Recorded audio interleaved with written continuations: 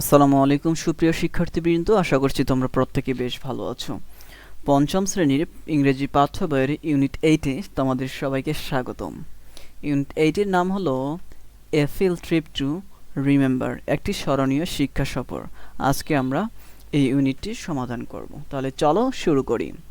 1.1 look at the pictures, ছবিগুলোর দিকে তাকাও। Discuss the following questions in pairs, নিচের প্রশ্নগুলো জোড়ায় জোড়ায় আলোচনা করো। এখানে 3টি প্রশ্ন দেওয়া আছে। তার আগে আমরা ছবিগুলোর দিকে একটু খেয়াল করি। প্রথমে আমরা দেখতে পাচ্ছি পিকচার 8-এ বাংলাদেশের জাতীয় জাদুঘরের ছবি দেখতে পাচ্ছি। তারপরে দেখতে পাচ্ছি বিতে মুক্তিযুদ্ধ জাদুঘর, সিতে বাংলাদেশ জাতীয় চিড়িয়াখানা মিরপুর ঢাকা, ডিতে দেখতে পাচ্ছি ডিএনসিসি ওয়ান্ডারল্যান্ড, একটা বিনোদন পার্ক। তাহলে এতে বলছে what do the pictures tell you, অর্থাৎ ছবিগুলো তোমাকে কি বলছে। তাহলে এটার উত্তর আমরা কি লিখতে পারি?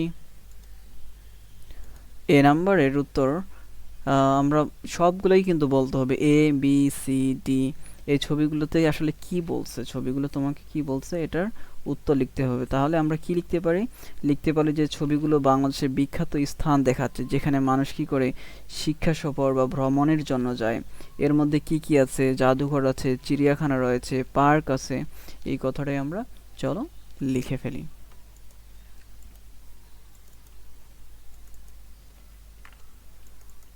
এ number.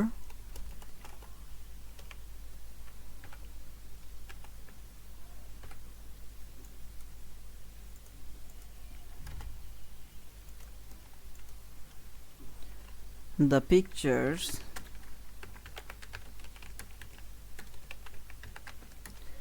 show different famous places in Bangladesh, অর্থাৎ বাংলাদেশের বিখ্যাত স্থান দেখাচ্ছে ছবিগুলো। where people go for field trips or study tours. These include museums, a zoo, and a park. ছবিগুলো বাংলাদেশের বিখ্যাত স্থান দেখাচ্ছে, বিভিন্ন বিখ্যাত স্থান দেখাচ্ছে, যেখানে রয়েছে, যেখানে মানুষ কি করে শিক্ষা সফর বা ভ্রমণের জন্য যায়। এর মধ্যে রয়েছে জাদুঘর রয়েছে, চিড়িয়াখানা রয়েছে এবং পার্ক রয়েছে। তাহলে আমরা প্রথমটার অ্যান্সার করে ফেললাম। এরপরে বলছে have you ever visited any of this places, তুমি কি কখনো এই জায়গাগুলোতে কোনোটিতে গিয়েছো? তাহলে তুমি কি লিখতে পারো যে হ্যাঁ আমি গিয়েছি, আমি আমার পরিবারের সাথে গিয়েছি। এভাবে সুন্দর করে গুছিয়ে লিখতে হবে। তাহলে চলো লিখে ফেলি যে ইয়েস, এর উপর একটা কমা দিব, I have visited the Bangladesh national zoo and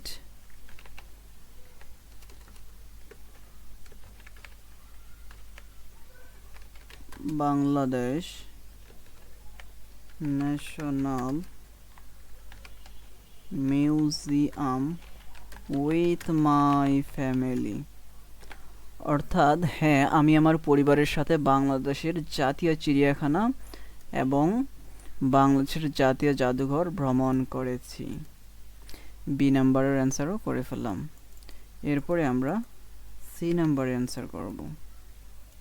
তাহলে চলো সি নাম্বারের প্রশ্নটা আগে পড়ে নিই। How do you feel when you are on a trip, ভ্রমণে থাকাকালীন তোমার কেমন লাগে? তুমি বলতে পারো ভ্রমণে থাকাকালীন আমি খুবই উত্তেজিত এবং খুশি, বোধ করি, আমি নতুন কিছু শিখতে এবং আকর্ষণীয় বস্তু বা পশু পাখি দেখতে ভালোবাসি। এটা লিখে ফেলি তাহলে। আই ফিল ভেরি এক্সাইটেড, আমি খুবই উত্তেজিত, অ্যান্ড হ্যাপি এবং খুশি, when I am on a trip, ভ্রমণে থাকাকালীন সময়। Full stop. I love learning new things and seeing interesting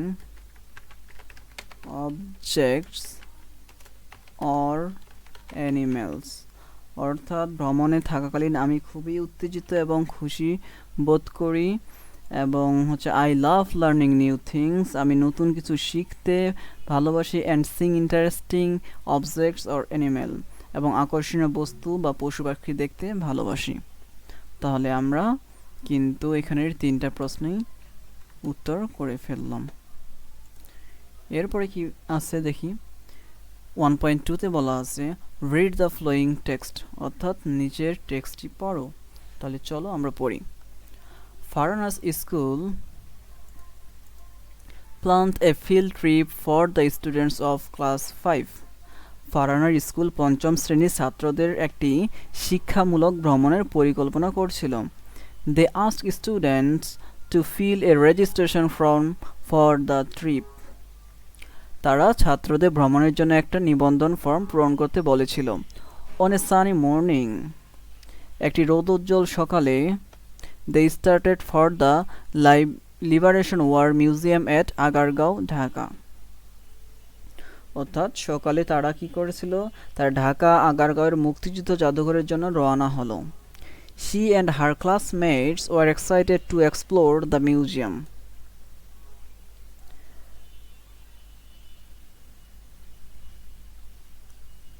Farhana এবং তার সহপাঠীরা জাদুঘরটি ঘুরে দেখার জন্য উত্তেজিত ছিল।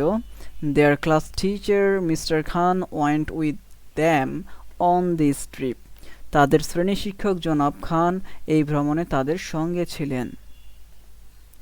এরপরে বলা আছে they started from their school by bus at 9 AM. সকাল কটার দিকে তারা যাত্রা করেছিল, তারা সকাল 9টায় বাসে তাদের স্কুল থেকে রওনা হলো। The bus ride was filled with chatter and laughter. অর্থাৎ বাসের যাত্রা চ্যাটার ও হাসি ঠাট্টায় ভরা ছিল। Farhana sat next to his friend Rabeya. Farhana তার বন্ধু রাবেয়ার পাশে বসলো। They sang songs together. তারা একসঙ্গে গান গাইল। When they reached the museum at 10 AM, তারা যখন সকাল 10টায় জাদুঘরে পৌঁছালো, the guide mister Kamal grated them, অর্থাৎ গাইড জনাব কামাল তাদের স্বাগত জানালেন। His welcoming attitude pleased them, তার আন্তরিক স্বাগত তাদের খুশি করল। Mister Kamal guided them to C the different corners of the museum, জনাব কামাল তাদের জাদুঘরে বিভিন্ন স্থান ঘুরে দেখার জন্য পথ দেখালেন। First they watch a short documentary, প্রথমে তারা একটা ছোট ডকুমেন্টারি দেখলো।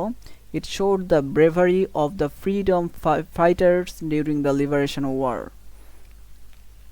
এতে মুক্তিযুদ্ধের সময় মুক্তিযোদ্ধাদের সাহস দেখানো হয়েছিল। Their patriotism and sacrifice inspired them, তাদের দেশপ্রেম ও ত্যাগ তাদের অনুপ্রাণিত করল। অ্যারাউন্ড 10:30, প্রায় 10:30 they started visiting different galleries, তারা বিভিন্ন গ্যালারি দেখতে শুরু করলো। ওল্ড ফটোগ্রাফস অফ ওয়ার, যুদ্ধের পুরনো ছবি। Hand written letters of the freedom fighters, মুক্তিযোদ্ধাদের হাতের লেখা চিঠি। And their weapons were displayed, এবং তাদের অস্ত্র প্রদর্শিত হয়েছিল। They carry the memories of the war, এগুলো যুদ্ধের স্মৃতিগুলো ধারণ করে। They show the personal belongings of the war heroes, অর্থাৎ তারা যুদ্ধবীরদের ব্যক্তিগত সামগ্রী দেখল। The display of the galleries made them curious to learn more about the Liberation War. Gallery প্রদর্শনী তাদের আরও মুক্তিযুদ্ধ সম্পর্কে জানার আগ্রহ Zagallo. Finally, they thanked their guide for his support. শেষমেশ তারা তাদের গাইডকে তাদের সাহায্যের জন্য ধন্যবাদ জানালো। They left the museum at 12:30 p.m. and returned to school at 1:30 p.m. তারা দুপুর 12:30 অর্থাৎ 12:30 জাদুঘর থেকে রওনা হলো এবং 1:30 স্কুলে ফিরে এলো। They shared their feelings and experience with their families. তারা তাদের অনুভূতি এবং অভিজ্ঞতা তাদের পরিবারের সঙ্গে ভাগ করলো। It was really a memorable trip for them. এটি তাদের জন্য সত্যি একটি স্মরণীয় ভ্রমণ ছিল। এরপরে আমরা সমাধান করব 2.1। 2.1 এ কি বলা আছে? রিড দ্য টেক্সট অ্যাগেইন, অর্থাৎ টেক্সটটি আবার পড়তে বলছে, যেটা আমরা মাত্রই পড়লাম। Ask and answer the following questions in pair, অর্থাৎ এই নিচের প্রশ্নগুলো জোড়ায় জোড়ায় জিজ্ঞেস করতে বলছে এবং উত্তর দিতে বলছে। তাহলে আমরা পড়ি। How did the students rich the museum? ছাত্ররা কিভাবে জাদুঘরে পৌঁছেছিল? তারা তো বাসে করে গিয়েছিল, তাই না? তাহলে আমরা এখানে উত্তরটা লিখে ফেলতে পারি। এটা নিচেই আমি লিখে দিচ্ছি। Answer the student reach the museum by bus, অর্থাৎ ছাত্ররা বাসে জাদুঘরে পৌঁছেছিল। পরে প্রশ্ন বলা আছে, who welcomed the students at the museum? জাদুঘরে ছাত্রদের কে স্বাগত জানিয়েছিল? আমরা প্যাসেজ থেকে জেনেছি যে জনাব কামাল তাদেরকে স্বাগত জানিয়েছিল। তাহলে আমরা লিখি, the guide mister Kamal welcomed the students at the museum. অর্থাৎ গাইড জনাব কামাল জাদুঘরে ছাত্রদের স্বাগত জানিয়েছিল।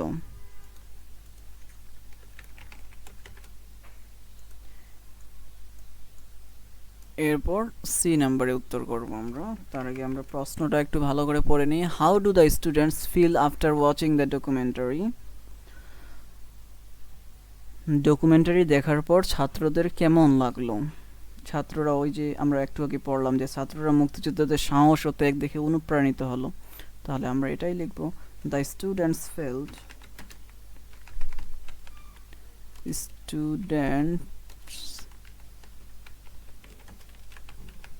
felt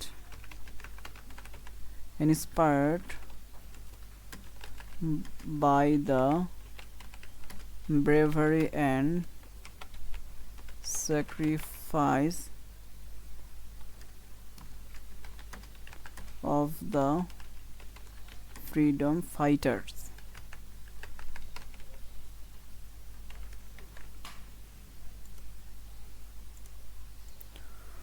অর্থাৎ ছাত্ররা মুক্তিযোদ্ধাদের সাহস ও ত্যাগ দেখে অনুপ্রাণিত হলো। এরপরে ডি নাম্বার আমরা দেখি, what did they see in the museum? অর্থাৎ জাদুঘরে তারা কি দেখলো? জাদুঘরে তারা পুরনো দিনের ছবি, মুক্তিযোদ্ধাদের হাতের লেখা চিঠি, তাদের অস্ত্র, তারপরে আর কি দেখেছিল? যুদ্ধবীরদের ব্যক্তিগত সামগ্রী দেখেছিল। তাহলে আমরা এটা এখানে লিখব যে দে সো ওল্ড ফটোগ্রাফস। এটার উত্তরটা যেহেতু একটু বড় হবে, এখানে জায়গা ধরবে না, আমি এটা অন্যখানে গিয়ে লিখে দেখাচ্ছি। এটা কত নম্বরে উত্তর লিখতেছি? ডি নম্বরে উত্তর।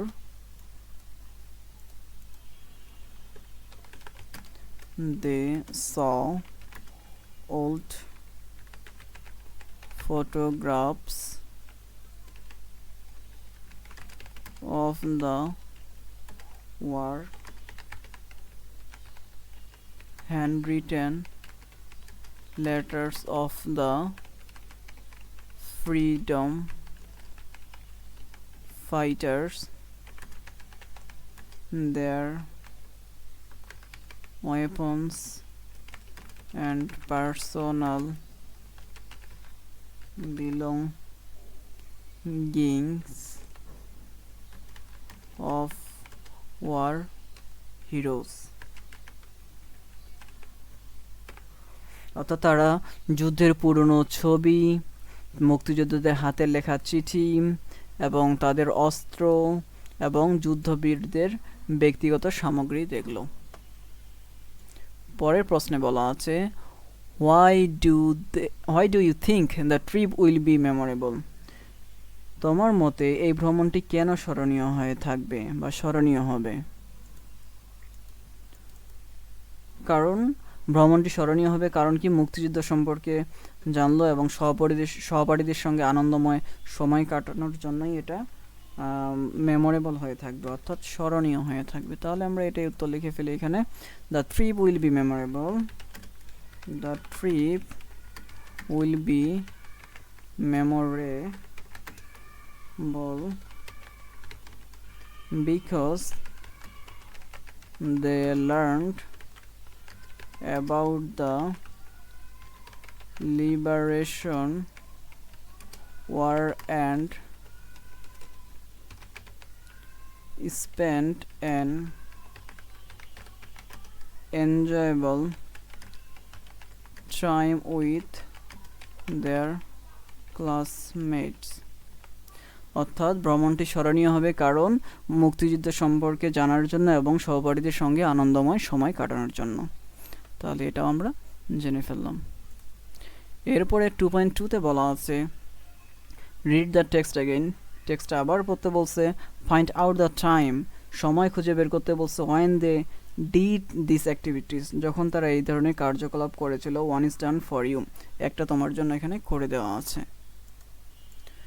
এই যে started journey from school, school থেকে জার্নি করেছিল অর্থাৎ ভ্রমণটার যাত্রা শুরু করেছিল সকাল 9টার দিকে।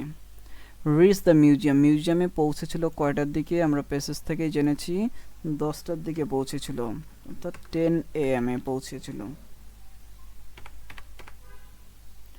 স্টার্টেড ভিজিটিং ডিফারেন্ট গ্যালারিজ, অর্থাৎ বিভিন্ন গ্যালারি দেখা শুরু করলো কয়টার দিকে? 10:30 অর্থাৎ 10:30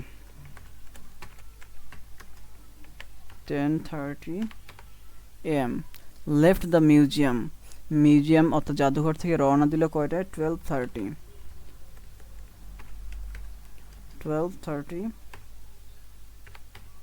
PM। রিটার্ন টু স্কুল, স্কুলে ফিরে এলো 1:30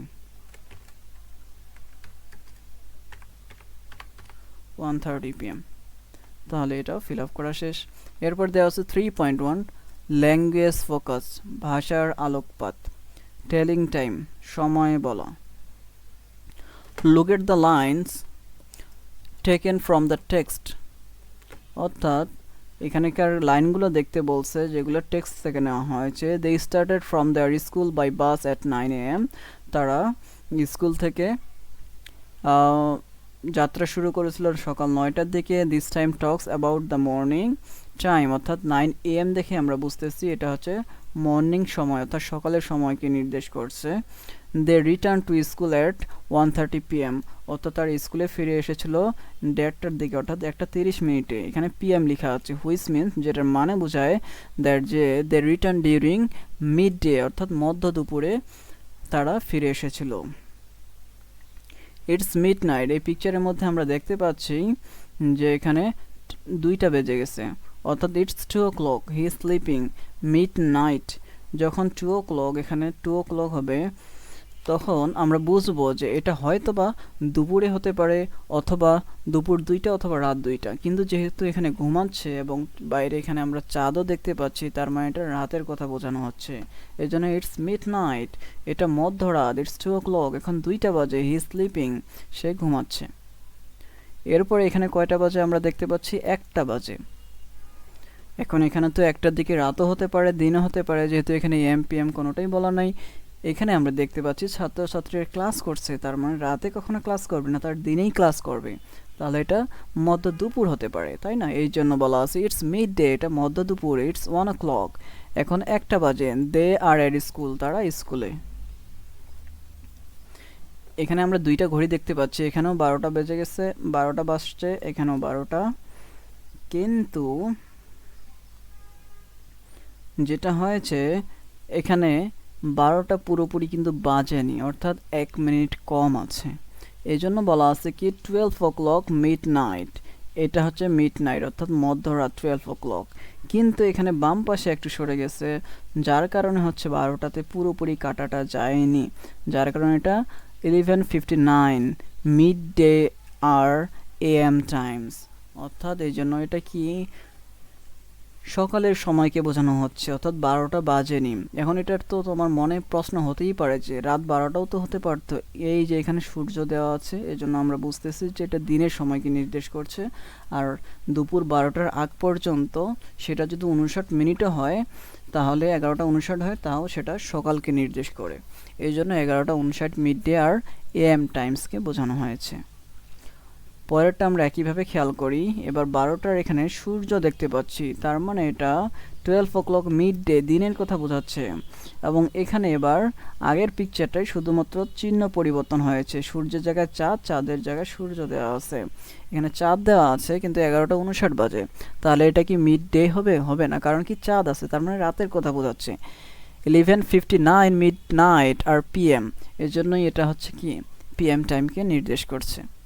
we are at school at 9 AM, আমরা স্কুলে যাই বা স্কুলে থাকি 9 AM অর্থাৎ সকাল 9টায়। But we are at home, বাসায় ফিরি বা বাসায় থাকি অ্যাট 9 PM অর্থাৎ রাত 9টার দিকে।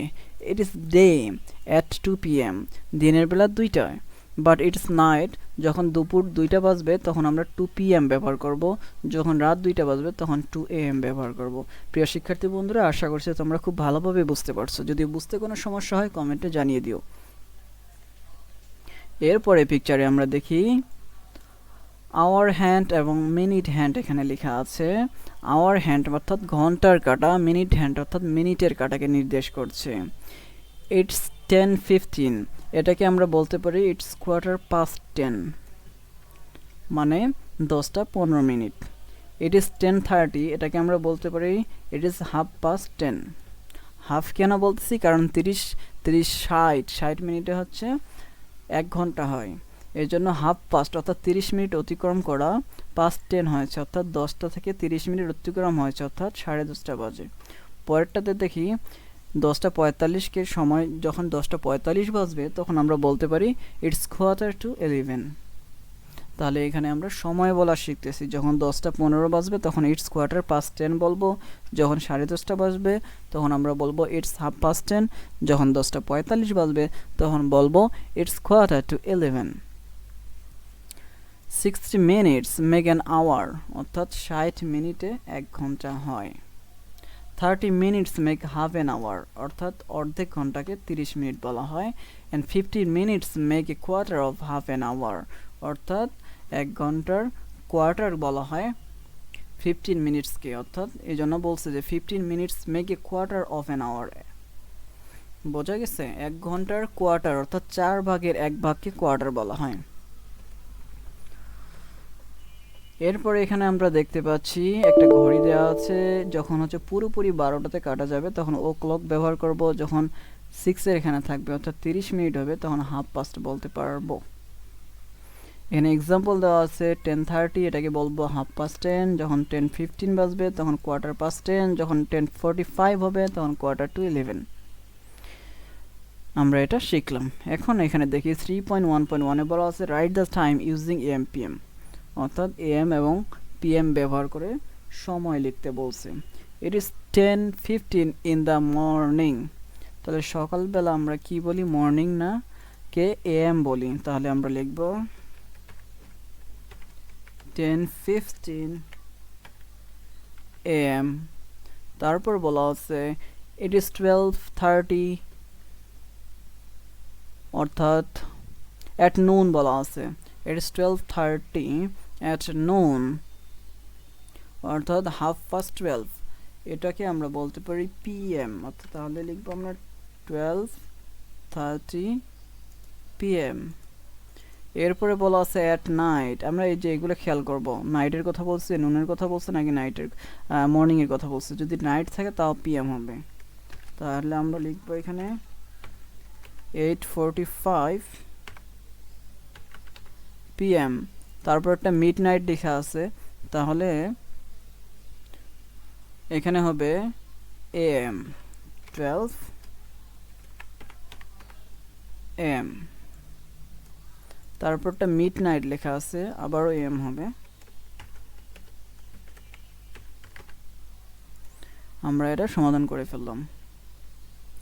এরপরে বলা আছে look at the clock and write the time in words, অর্থাৎ নিচের ঘড়িগুলোর দিকে তাকাও এবং এইগুলো সময় লিখো। ইউজ হাফ পাস্ট, তারপর quarter past, quarter to tell the time, অর্থাৎ এগুলো হাফ ব্যবহার করে লিখতে বলছে, কোয়ার্টার পাস্ট ব্যবহার করে লিখতে বলছে, কোয়ার্টার টু ব্যবহার করে লিখতে বলছে। সময়গুলো আমাদের এখানে লিখতে হবে। তাহলে আমরা এখানে দেখি কয়টা বাজে, 7:45। তাহলে লিখি 7:45। এখানে কয়টা বাজে, 3:15।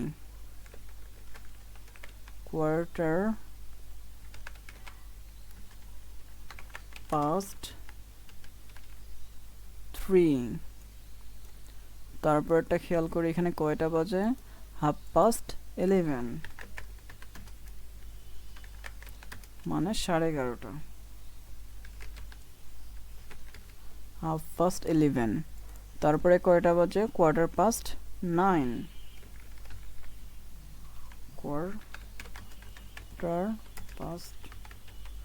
9:15। এরপরে আমরা দেখি 4.1 কি বলা আছে, write about a field trip you enjoyed. The following question will help you to write about the trip. অর্থাৎ তুমি ভ্রমণ করে উপভোগ করেছো এরকম একটা ভ্রমণের কথা লিখতে বলছে। The following question will help you to write about the topic. এই প্রশ্নগুলো তোমাকে সহযোগিতা করবে এই যে তোমার ট্রিপ অর্থাৎ ভ্রমণ সম্পর্কে লেখার জন্য। Use AM and PM in your writing. এবং তুমি যে লেখাটা লিখবে সেখানে AM এবং PM ব্যবহার করতে হবে। তাহলে প্রিয় শিক্ষার্থী বন্ধুরা, আমি তোমাদের জন্য এটার একটা স্যাম্পল অ্যান্সার রেডি করে রেখেছি, চলো সেটা আমরা দেখে নেই। লাস্ট মান্থ, গত মাসে, we went on a trip to the liberation war museum at Agargaon, Dhaka. গত মাসে আমরা ঢাকা আগারগাঁওয়ের মুক্তিযুদ্ধ জাদুঘরে একটা শিক্ষামূলক ভ্রমণে গিয়েছিলাম। We started our journey from school by bus at 10 AM. আমরা সকাল 9টায় স্কুল থেকে বাসে আমাদের যাত্রা শুরু করি। After an exciting ride, উত্তেজনাপূর্ণ যাত্রার পরে, we reached the museum at 10 AM. আমরা সকাল 10টায় জাদুঘরে পৌঁছালাম। Inside we saw old photographs of the war. অর্থাৎ জাদুঘরের ভিতরে আমরা যুদ্ধের পুরনো ছবি, মুক্তিযোদ্ধাদের হাতের লেখা, handwritten letters of the freedoms and their personal belongings, এবং তাদের ব্যক্তিগত সামগ্রী দেখলাম। We also watched a short documentary about our independence. আমরা আমাদের স্বাধীনতা নিয়ে একটা ছোট ডকুমেন্টারিও দেখলাম। We visited the place for about 2.5 hours. আমরা প্রায় 2 ঘন্টা 30 মিনিট ধরে জাদুঘরটি দেখলাম। Finally, অবশেষে, we left the museum at 12:30 PM and returned to our school at 1:30 PM. সবশেষ বা শেষমেশ আমরা দুপুর 12:30 জাদুঘর ত্যাগ করি এবং 1:30 স্কুলে ফিরে আসি। তো প্রিয় শিক্ষার্থী বন্ধুরা, তাহলে 4.1 আমরা সমাধান করে ফেললাম। এরপরে 5.1 বলা আছে Farhana filled out the following registration form to attend the field trip. Look at the registration she provided. এটা ফারহানা পূরণ করেছে এই রেজিস্ট্রেশন ফর্মটা, তার নাম লিখেছে, ক্লাস লিখেছে, সেকশন লিখেছে, রোল লিখেছে, ফারহানাটা দেখানো আছে। এরপরে বলছে এখানে 5.2 তে suppose you want to go abroad with your parents. Your passport number is এতো and its expired date is 31 December 2030. Your flight number is BG30. Now fill in the following form. এখন এটা পূরণ করতে বলছে, তো তোমরা এটা নিজেরাই পূরণ করবে।